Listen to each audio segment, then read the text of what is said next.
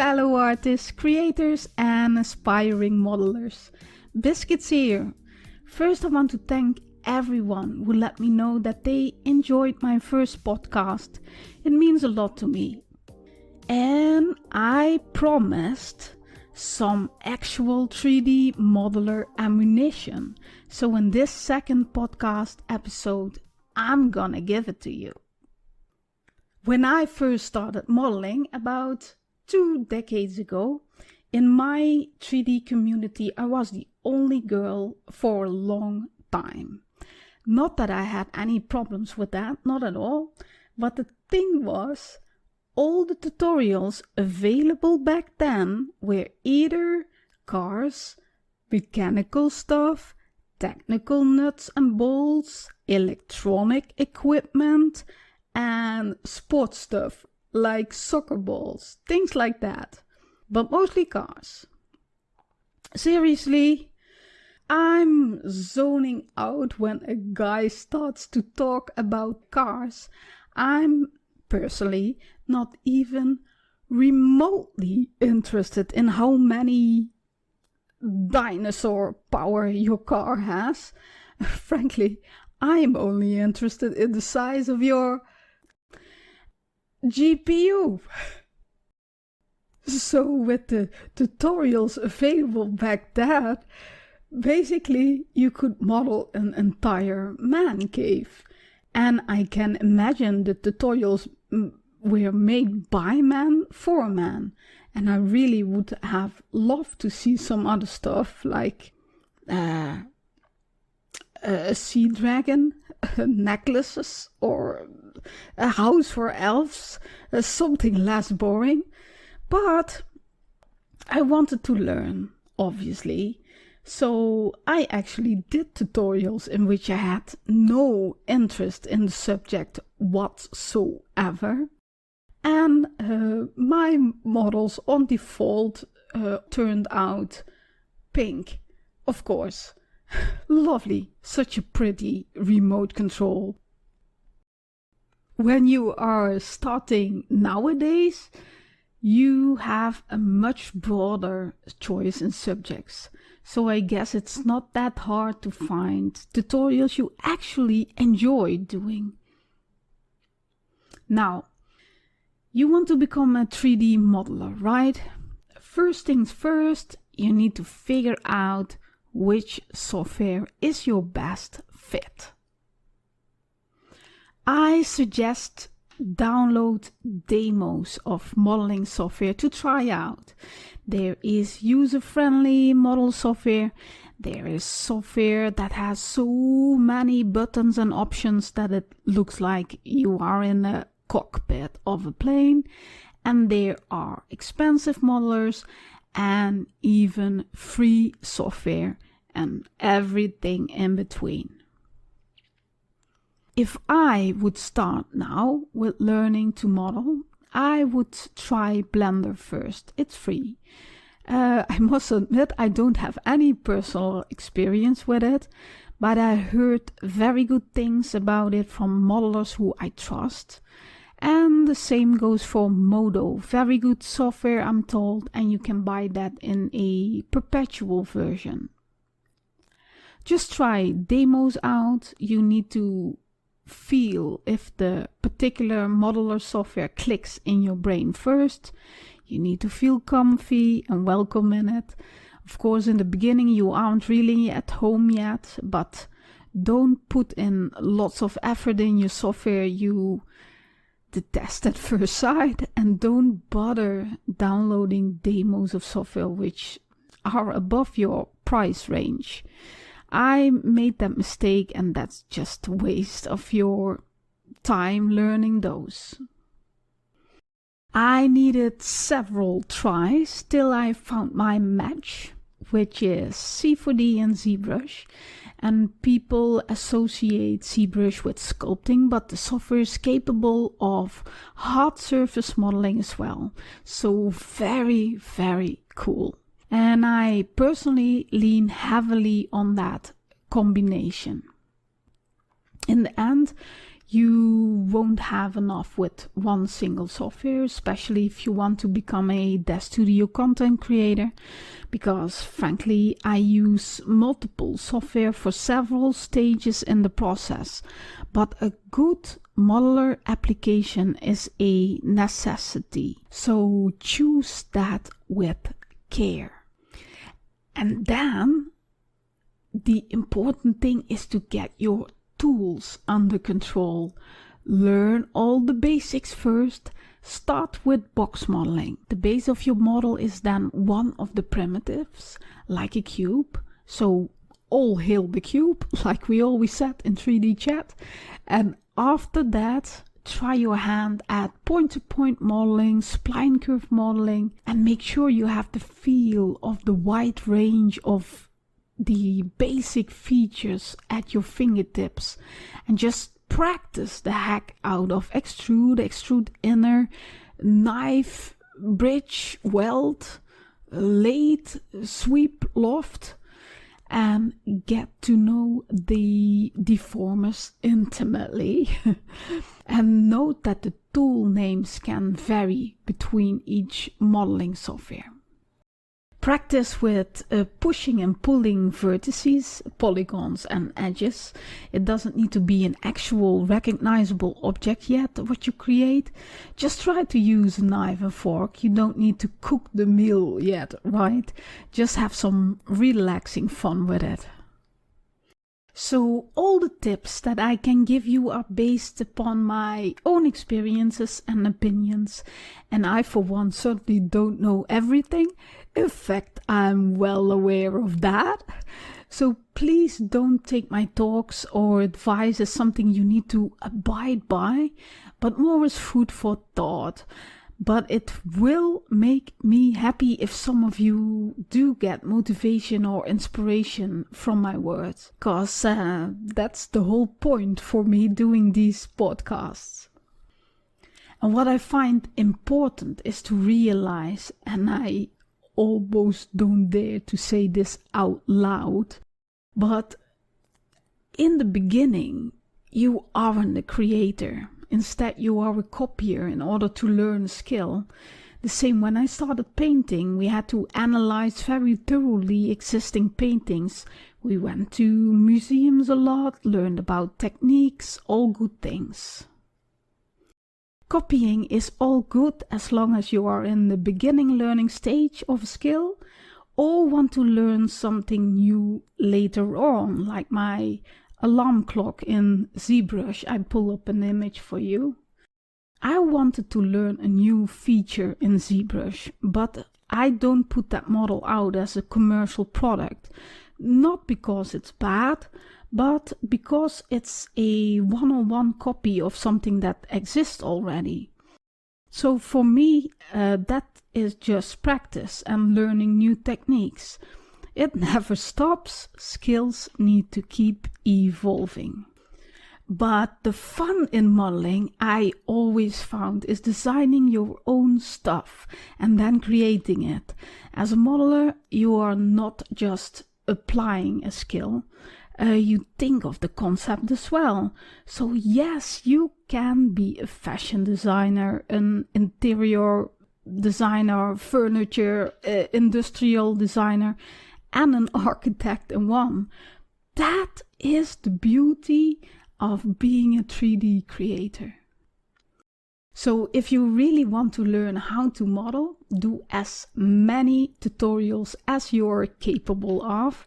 And with do tutorials, I don't mean just watch them, but replicate them as often until you know and understand what the frick you're doing. Also, keeping notes and having notebooks per software is a smart habit. You will thank yourself later for putting in the effort, because having to rewatch time and time again the same videos is much more time consuming than scanning through your notebook for a specific thing that you don't remember how that worked again.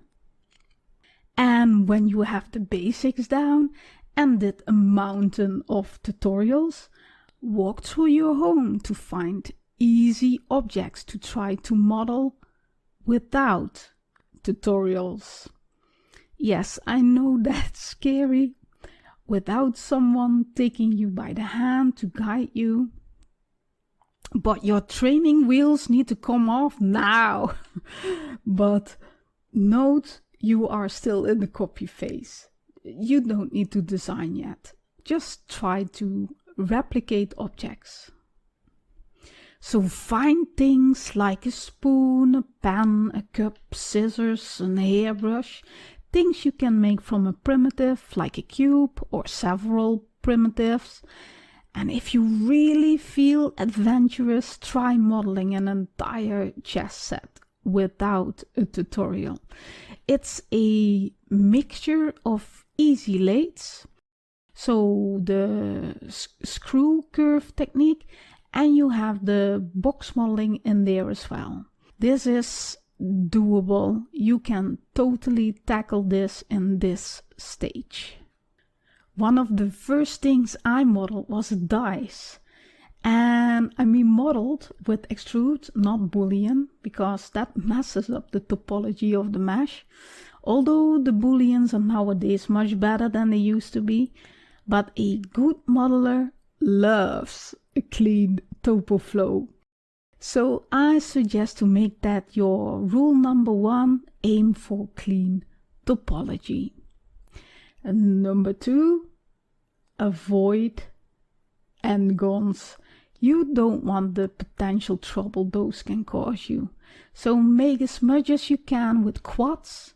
A triangle here and there isn't a sin, but try to make the majority of your polygons four-sided. Okay, back to my part. So I tried to make a dice, because simple, right? Because it's a cube. How easy!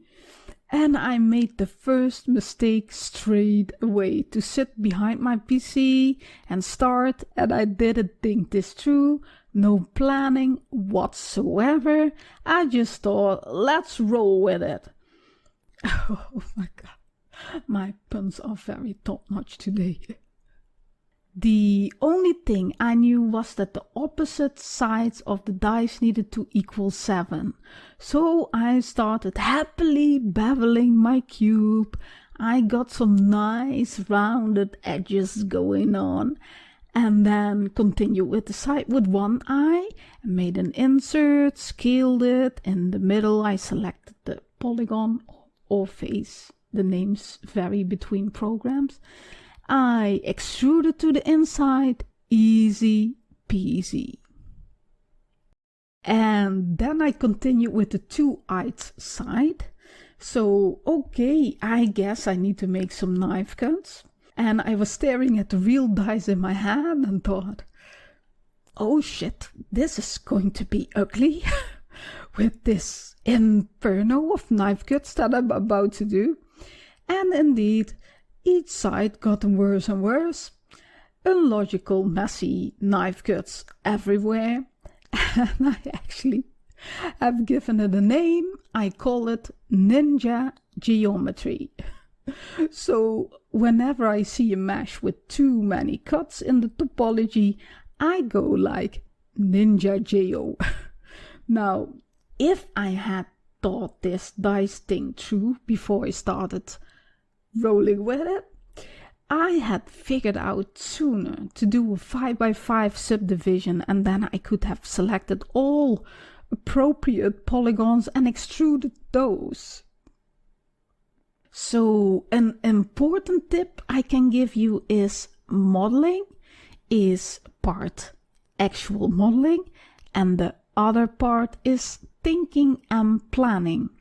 At least for me personally, I really need to work things out in my mind first. I need the inward focus to understand the process in order what is done when. And another tip I would like to give is start simple. Use objects you have nearby. You can look at those from every angle, get the feel of the actual shape. There is one thing you will notice when you start modeling. you automatically get a 3D deformation. Everything in your surroundings, everything you see, you want to model or dissect in your mind how it could be made in 3D. This is perfectly normal, at least as long as you're not doing it on parties out loud, when someone hands you a martini and you go late. Don't do that, please. We 3D modelers have a reputation to uphold, you know. In the beginning, concentrate on learning to model. Don't worry about the UV mapping, texturing and rigging and animation for now. Don't overwhelm yourself with it all at once. One step at a time is perfectly fine. Oh, now I do rhymes, apparently. I also want to have mentioned, very important, watching video tutorials doesn't mean you all of a sudden have the skill. At least that doesn't work for me like that. I wish it would, unfortunately not. Having the knowledge and are able to plan to know how something is done is something else than having seen how one object is made. And luckily in modeling there are often many roads and many ways to achieve an end goal. So be prepared to put the work in. But if you are passionate about it, that shouldn't be a problem at all. Where I started with pretty basic tutorials, my dear friend started her modeling journey with something rather jaw-dropping. She told me, I'm going to do a tutorial of a Formula 1 race car. That flabbergasted me, because that is some advanced stuff right there. And I was very worried she would get demotivated real fast trying to do such a daunting subject. But my friend said this particular tutorial is a very good overview and gives insight how a model is viewed basically as a puzzle with a lot of edited primitives, and those were combined as an end result. She actually pulled it off splendidly. It looked really spectacular, and I was so impressed and proud of her. Basically, she proved me wrong.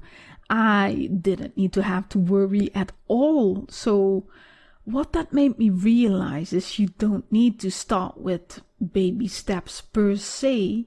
However, I must say, I truly believe it requires a huge level of patience and a bumload of determination to start with a detailed big project.